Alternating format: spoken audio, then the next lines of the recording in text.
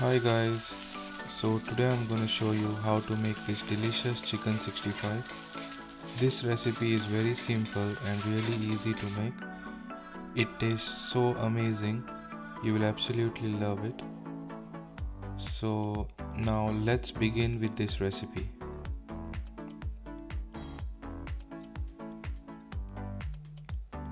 First, take 600 grams of boneless chicken cut in cubes. Then add salt to taste. Add 1 tablespoon ginger garlic paste, half tablespoon red chili powder, 1 teaspoon black pepper powder, 2 tablespoon yogurt, half tablespoon lemon juice, 1/4 teaspoon